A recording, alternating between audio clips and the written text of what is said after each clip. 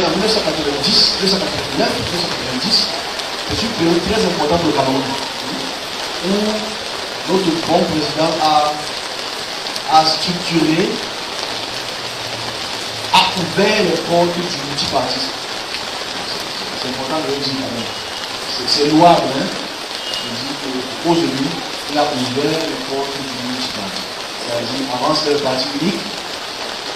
Après, à partir de 90-91, il y a eu des partis. Beaucoup de partis ont émergé. Alors, le parti le plus populaire qui a bougé au Cameroun, où ils ont dit qu'ils ont gagné, c'est l'SDF. Alors, l'SDF, c'est moi, c'est un parti des gendarmes. Oui, ça fait à peu près 2 ans, un an que ça a été fondé.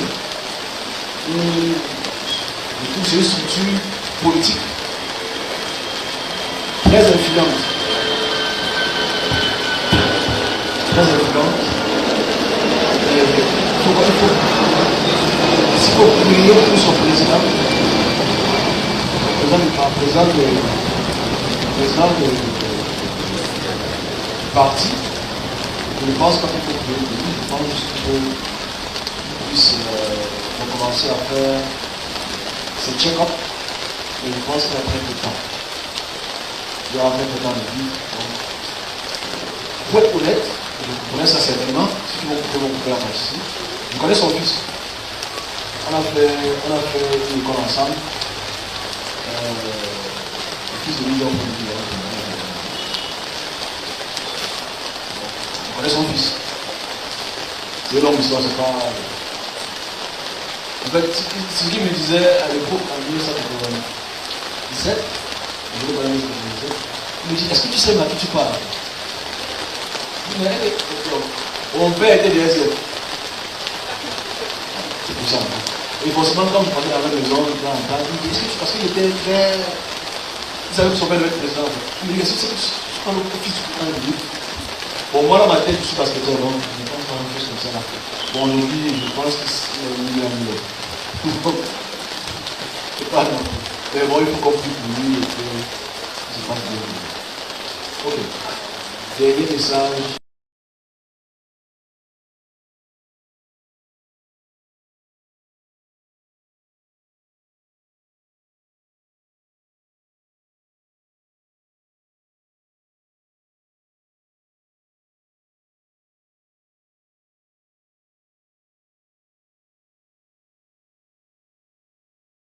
A dit, malheureusement, le conseil de personnalité politique qui va faire le journal, je pense, peut-être la semaine prochaine. Je pense, mais j'espère pas. Je prie que les choses s'améliorent pour lui. Il va faire le journal la semaine prochaine. J'espère pas. C'est pas une bonne nouvelle. Pas une bonne nouvelle. Je m'arrête.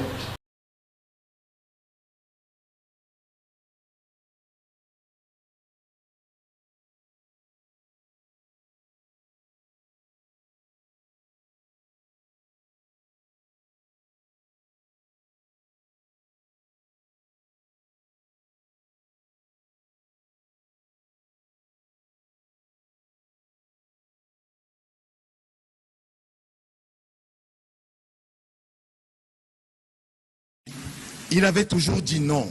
Le menhir de Tarikon migrait en raison de menaces sur sa sécurité vers la banlieue nord-est de Yaoundé. La plus tonitruante de ces expressions négatives fut sans doute celle assénée aux appels de ces millions de militants du Social Democratic Front, cadre et allié de l'Union pour le changement, qui appelait à un mot d'ordre du chairman visant la reconquête de la victoire volée à la présidentielle de 1992. Le leader, âgé de 51 ans cette année-là, et dirigeant seulement depuis 2 ans du Social Democratic Front, ex-croissance du mouvement sauf Adam Finish, qu'il fondait dans le sang avec de nombreux coreligionnaires, présenté comme très peu courageux, pas suffisamment charismatique et moins harangueur que lui, disait ne pas vouloir mettre en péril la vie de milliers, voire de millions de Camerounais face à un Paul Biya prêt à sortir les canons pour rester à Etoudi. Malgré les pressions d'amis, zélateurs et même diplomates influents, Froundi disait non à ce dernier assaut préparé dans la rue pour le Kacham. comme il venait de dire non 8 mois avant à une participation du SDF aux premières élections législatives plurielles du pays. En cause, un système électoral méprisable, matiné de fraude qu'une administration sous le MINAT tenait de main de fer. Le SDF aura vécu sous de nombreuses convulsions en interne, cet autre non. La critique externe ne l'aura pas épargné non plus. Ce qui n'empêchera pas Fundi de redire non à la présidentielle de 1997, après des municipales de 96 entachées de fraude. Une absence qui aura permis à son adversaire de toujours, Paul Biya, de s'en tirer avec un score à la soviétique. 92% devant des adversaires sans aucun poids politique du reste. Non à Biya, non au système corrompu de Yaoundé, non à la gestion patrimoniale des ressources publiques, non aux élections truquées, non à l'instrumentalisation de l'armée et de la question ethnique, non à l'hyper-pouvoir central, non à la tripartite à la place de la conférence nationale souveraine. Tout simplement, Paul Biya must go. Voilà le Fundi qui était apparu au grand public durant les 10 premières années de la jeune démocratie camerounaise.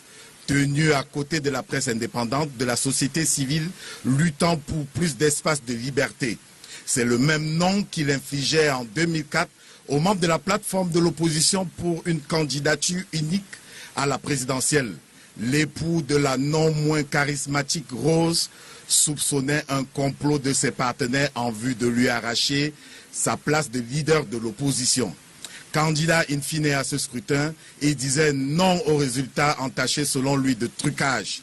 Il dira encore, comme si cela était imprimé dans un des livres que lui, le livret de Bamenda, qu'il était vendait aux civils, non aux premières sénatoriales de 2013 et promettait en même temps de prendre les machettes pour barrer la voie à Paul Biya et surtout à Elekam à laquelle il a toujours dit non.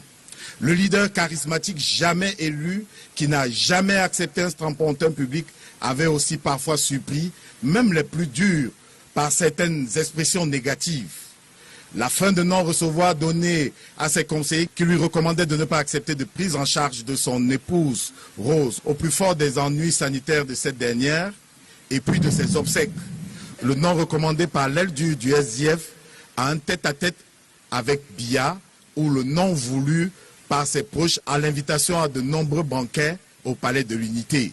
Fundi a su dire oui, Serra Fouala, à Yaoundé, avec qui il a prôné le dialogue pour le règlement structurel de la crise anglophone dont il payait certainement à titre personnel le plus lourd tribut. Un électorat effrité, une incapacité opérationnelle à cerner les bastions du nord-ouest et du sud-ouest, des critiques encore plus fortes de l'intérieur. Fundi aura baissé le point en disant non en 2018 à une participation personnelle à la présidentielle. L'éternel deuxième, doté d'un courage à revendre, avait encouragé une autre candidature à l'issue de primaires au sein du SDF. Et récemment, Fundi disait encore de façon enchantée non. Et cette fois, à une nouvelle candidature à la présidence du SDF. Ce dernier non-là était le chant du cygne.